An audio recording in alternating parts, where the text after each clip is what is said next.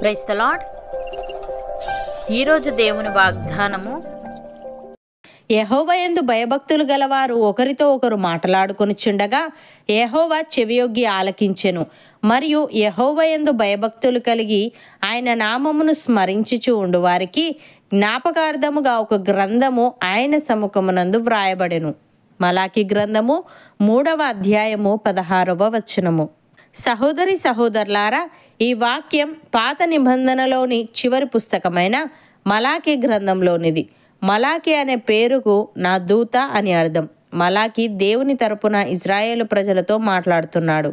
ఇజ్రాయేలు ప్రజలు దేవునికి దూరంగా అవిధేయతతో జీవిస్తుండగా మలాకి గ్రంథం ప్రజలు పశ్చాత్తాపడి ప్రభు వైపుకు తిరిగి రావాలని పిలుపునిచ్చింది. ఈ వచనంలో దేవుని యొద్దకు వచ్చిన వారు అనగా దేవుని యందు భయభక్తులు గల వారిని ఉద్దేశించి మాట్లాడుతున్నాడు. యెహోవా యందు భయభక్తులు గలవారు ఒకరితో ఒకరు మాట్లాడుకొనుచుండగా యెహోవా చెవియొగ్గి ఆలకించెనని ఇక్కడ తెలియజేస్తున్నాడు. ఇది తమ విశ్వాసంలో ఒకరినొకరు ప్రోత్సహించుకోవడానికి మరియు బలోపేతం చేయడానికి కలిసి వస్తున్న విశ్వాసుల సంఘాన్ని సూచిస్తుంది.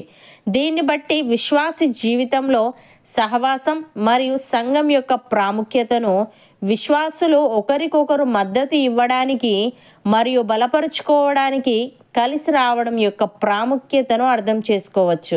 మరియు యెహోవా యందు భయభక్తులు కలిగి ఆయన నామమును స్మరించుచు ఉండు వారికి జ్ఞాపకార్థముగా ఒక గ్రంథము ఆయన సముఖమునందు వ్రాయబడెనని తెలియజేశాడు. ఇది విశ్వాసుల మధ్య సంభాషణలు మరియు పరస్పర చర్యల పట్ల దేవుడు శ్రద్ధ వహిస్తున్నాడని, ఆయన తన ప్రజల ఆధ్యాత్మిక స్థితి మరియు శ్రేయస్సు పట్ల ఆసక్తి కలిగి ఉన్నాడని తెలియజేస్తుంది.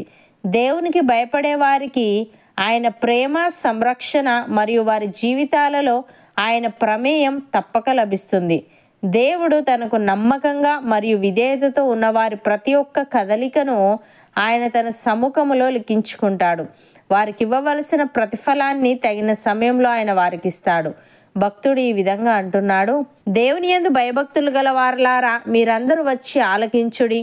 ఆయన నా కొరకు చేసిన కార్యములను నేను వినిపించెదను.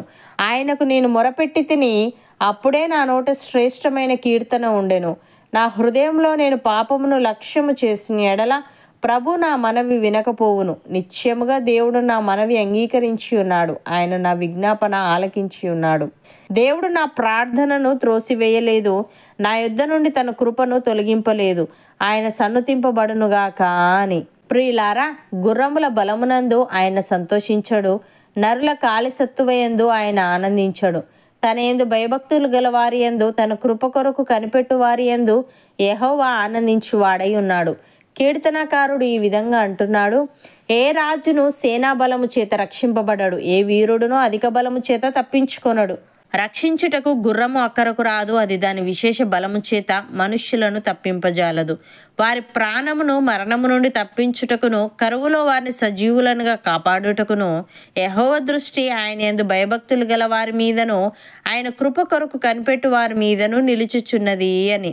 సహోదరి సహోదరులారా, దేవుని దృష్టికి కనబడని సృష్టం ఏదియూ లేదు. మనం ఎవనికి లెక్క యొప్ప చెప్పవలసి ఉన్నదో ఆ దేవుని కన్నులకు సమస్తమును మరుగులేక తేటగా ఉన్నది.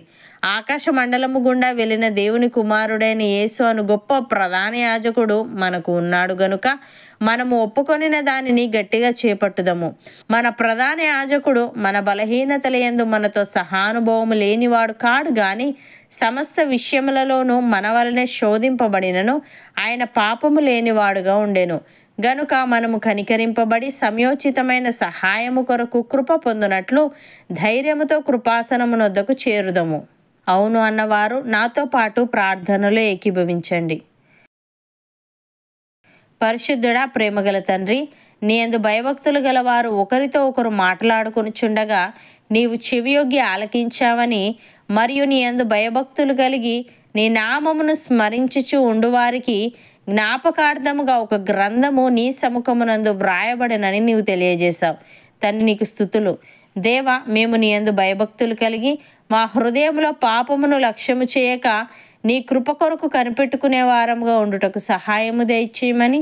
నీ దృష్టికి కనబడని సృష్టం ఏదీ లేదు గనుక మేమెవనికి లెక్క చెప్పవలసి ఉన్నదో నీ కన్నులకు సమస్తమును మరుగులేక తేటగా ఉన్నది గనుక మేము ఒప్పుకొనిన దానిని గట్టిగా చేపట్టుచు కనికరింపబడి సమయోచితమైన సహాయము కొరకు కృప పొందునట్లు ధైర్యముతో నీ కృపాసనమునొద్దకు చేరేవారముగా ఉండుటకు కృప చూపమని, నీ దృష్టి మాలో ప్రతి ఒక్కరి మీద ఎల్లవేళలా ఉంచమని యేసుక్రీస్తు నామమున ప్రార్థిస్తున్నాము తండ్రి. ఆమెన్.